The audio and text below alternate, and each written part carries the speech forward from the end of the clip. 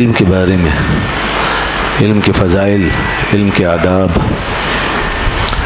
اور علم سے متعلق احادیث مبارکہ یہاں اس باب میں آتی رہیں گی۔ یہ جو باب ہے اس میں جو چیز بیان کی گئی ہے وہ یہ ہے کہ علم کو بیان کرتے ہوئے اپنی آواز کو اونچا کرنا، آواز کو بلند کرنا، اونچا کرنا اور بولنا۔ تو ویسے آواز انسان کی ضرورت کے مطابق ہی رہتی ہے، چیخ چیخ کر بولنا یہ اچھی بات نہیں، لیکن جب ضرورت پڑ جائے تو انسان کو اپنی آواز عادت کے خلاف اونچی کر لینے میں کوئی حرج نہیں۔ اور نبی کریم صلی اللہ علیہ وسلم کی جو صفات ہیں اور آپ کی جو سیرت ہے اس میں یہ بات جا بجا آپ نے پڑھی ہوگی، سنی ہوگی کہ رسول پاک صلی اللہ علیہ وسلم کی آواز نہ بہت اونچی ہوتی تھی نہ بہت نیچی اور پست، ہر چیز میں اعتدال تھا۔ تو جتنی آواز چاہیے ہوتی تھی اتنی آواز آپ کی بلند ہوتی تھی۔ تو مگر کبھی کبھی جب آپ نے بلند آواز سے، اونچی آواز سے بات کی تو صحابہ نے اس کو بھی بیان کر دی، یہاں تک کہ کتابوں میں ایک باب آ گیا اور یہ چیز ایک ادب بن گئی، ایک ویلیو بن گئی، ایک ہمارے لیے تہذیب بن گئی۔ حضور آواز پست رکھیں تو ہمارے لیے وہی تہذیب، اور جب حضور کہیں اونچی آواز میں بات کریں تو اب ہمارے لیے وہی ادب۔ تو جو ادب ہے وہ حضور کی ذات سے ہے، جو آپ نے کیا وہی ادب ہے، جو آپ نے کیا وہی اخلاق ہے، جو آپ سے نسبت رکھتا ہے بس وہی چیز ویلیو کا درجہ رکھتی ہے، وہی ویلیویبل ہے اور وہی ویلیو ہے۔ تو اس لیے یہاں پر باب آ گیا ہوا، اور یہ حضرت عبداللہ بن عمر رضی اللہ تعالیٰ عنہ اس حدیث کے راوی ہیں۔ اب یہ اس موقع کی بات کرتے ہیں، اس موقع کو بیان کرتے ہیں جہاں یہ واقعہ ہوا، اور آپ نے بلند آواز سے ایک بات ارشاد فرمائی، اور وہ کیا بات تھی وہ آگے بیان کرتے ہیں۔ واقعہ یہ ہے، فرماتے ہیں تخلف ان النبی صلی اللہ علیہ وآلہ وسلم فی سفرۃ، ایک سفر میں ساتھ تھے، رسول اللہ صلی اللہ علیہ وسلم کے ساتھ ساتھ تھے، پھر وہ کچھ لوگ آگے نکل گئے اور رسول اللہ صلی اللہ علیہ وسلم پیچھے تھے۔ حضور پیچھے پیچھے تشریف لا رہے تھے اور لوگوں کے ساتھ کچھ لوگ آگے چلے گئے۔ سافرناہا، کہتے ہیں ہم یہ سفر کر رہے تھے، فادرکنا، پھر رسول اللہ صلی اللہ علیہ وسلم وہاں پہنچ گئے۔ وقد ارہقنا الصلاۃ، کہتے ہیں نماز مؤخر ہو گئی تھی، نماز ہماری مؤخر ہو گئی تھی۔ تو سفر میں ایسا ہو سکتا ہے نماز جو ہے وہ جیسے عادتاً جس وقت میں پڑھی جاتی ہے اس سے مؤخر ہو جاتی ہے، ہو سکتی ہے۔ سفر میں کسی منزل پہ پہنچنا ہوتا ہے، وہاں انتظام ہوتا ہے پانی وغیرہ کا، وضو کا اور دیگر چیزوں کا، تو پھر اس طریقے سے نماز اپنے عادت کے مطابق جو وقت ہے اس سے ذرا آگے بڑھا کے پڑھ لی جاتی ہے۔ اور آج ہمارے ساتھ بھی اس طرح کے معاملات ہو سکتے ہیں، کوئی مذائقہ نہیں ہے۔ کوشش یہ کی جائے قضا نہ ہو، وقت کے اندر ادا ہو جائے، اور خدا نخواستہ اگر قضا ہو جائے تو پھر اسے قضا پڑھ لیں، لیکن انسان کوشش کرتا ہے کہ وقت میں نماز ادا ہو جائے۔ تو فرماتے ہیں کہ نماز مؤخر ہو چکی تھی، بس ہم نے جلدی جلدی نماز کی تیاری شروع کر دی۔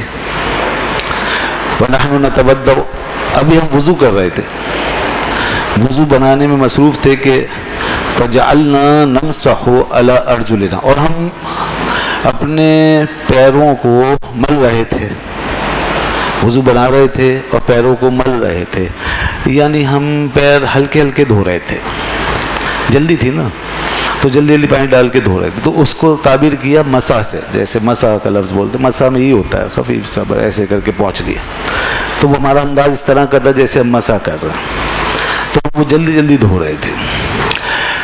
اب اس طرح جب جلدی ہوتی ہے نا تو اس میں خطرہ ہوتا ہے کوئی چیز رہ نہ جائے، یہ بہت اہم مسئلہ ہے۔ تو رسول اللہ صلی اللہ علیہ وسلم نے جب یہ ملاحظہ فرمایا تو فنادى بأعلى صوته، بس اس وقت آپ نے بلند آواز سے ارشاد فرمایا۔ یہ تھا وہ موقع اور یہ تھا وہ مسئلہ جس پہ آپ نے بلند آواز سے پکار کے فرمایا، اونچی آواز میں ارشاد فرمایا، ویل للعقاب، ویل للعقاب من النار، ویل للعقاب من النار۔ کیا مطلب ہوا؟ فرمایا ہلاکت ہے ایڑیوں کے لیے، ہلاکت ہے ایڑیوں کے لیے جو خشک رہ جائیں گی، من النار، آگ سے، یعنی ایسی ایڑیاں آگ میں جلیں گی. ہلاکت ہے ان ایڑیوں کے لیے جو خشک رہ جائیں گی. تو یہ آپ نے حدیث میں آتا ہے یہاں پہ 2 مرتبہ یا 3 مرتبہ فرمایا، مگر اونچی آواز میں فرمایا، بلند آواز سے فرمایا، ویل للعقاب من النار، ہلاکت ہے ایڑیوں کے لیے. یہ بات بیان فرمائی آپ نے، اونچی آواز سے ذکر فرمایا. اب یہاں آواز جو بلند کی ہے اس کی وجہ ہوگی نا، ظاہر ہے کہ باہر ہیں، میدان میں ہیں، اور میدان میں جو ہے وہ سب کو آواز پہنچانی ہوتی ہے، تو اس وجہ سے آپ نے اونچی آواز میں ارشاد فرمایا. اور پھر لوگ ہیں، کثرت ہے، مجمع ہے، بہت سارے لوگ ہیں، اس لیے بھی آواز اونچی کرنی پڑتی ہے. کوئی قریب ایک آدھ آدمی بیٹھا ہو تو اس کی ضرورت نہیں پڑتی، لیکن جب بہت سارے لوگ ہیں، کوئی ادھر بیٹھا ہے، کوئی ادھر بیٹھا ہے، کوئی ادھر بیٹھا ہے، تو آپ نے سب کو بیک وقت مخاطب کیا اور سب کو سنایا، تو اس لیے ایک ضرورت ہے، تو آپ نے آواز اونچی فرمائی. اور لوگوں نے یہ بھی لکھا ہے کہ یہ وجہ بھی ہو سکتی ہے کہ اونچی آواز میں مسئلے کی اہمیت جاگزی ہو جائے. کیوں مسئلہ ہوتے ہیں نا، جب کوئی اہم مسئلہ ہوتا ہے تو اسے ہلکی آواز میں نہیں کہا جاتا، اونچی آواز میں کہا جاتا ہے، تاکہ مسئلہ اچھی طرح دماغ میں چلا جائے اور کانوں میں اچھی طرح داخل ہو کے دل میں بیٹھ جائے اور لوگ صحیح سے سن لیں. اور پھر 2 مرتبہ 3 مرتبہ فرمانے کی وجہ بھی یہی ہے کہ مسئلہ اہم ہے، اس سے غفلت نہ بڑھتی جائے. تو یہ ہے باب، یہ حدیث آ گئی، اور اس سے یہ ایک پتہ چل گیا آواز اونچی کرنے کا موقع، کہ جب آدمی کو ضرورت ہو تو اپنی آواز اونچی کر سکتا ہے. ٹھیک ہے جناب، یہ بھی سنت میں داخل ہے. اسی طریقے سے اور احادیث میں دوسری جگہ بعض اور مواقع کا بھی ذکر ہے جہاں آپ صلی اللہ علیہ وسلم نے اونچی آواز میں بات کی. مثلا حدیث میں یہ بھی آتا ہے کہ جب آپ خطبہ ارشاد فرماتے تو آپ جس وقت قیامت کا ذکر آتا تو آپ اشتد غضبہ ورفع صوتہ، یہ الفاظ آتے ہیں. اس وقت حضور کا غضب جوش میں ہوتا تھا اور آواز بلند ہو جاتی تھی قیامت کا جب ذکر فرماتے، کیونکہ قیامت کا ذکر ایک ہولناکی کا ذکر ہے، تو اس کا ایک اثر، اور پھر لوگوں کو تاکہ اس کا اثر پڑے اور لوگ متاثر ہوں اور توجہ سنیں اور اس کا اثر لیں، یہ قیامت کی بات ہے، یہ ایک اہم معاملہ ہے. تو وہاں پر اشتد غضبہ، آپ کا غضب جوش میں آ جاتا تھا، ورفع صوتہ، اور آواز اونچی کر لیتے تھے. تو ایسے کچھ مواقع ہیں.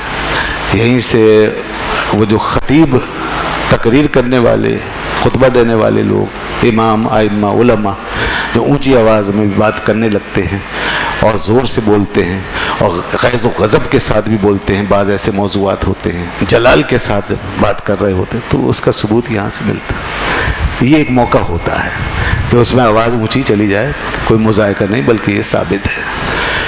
اسی طریقے سے پڑھانے والا جب پڑھتا ہے، ایک استاد، ایک ٹیچر، تو اس کو بھی کہیں کہیں آواز اونچی کر کے بولنا پڑتا ہے. بعض اہم معاملات زور سے آواز اونچی کر کے بولنے پڑتے ہیں.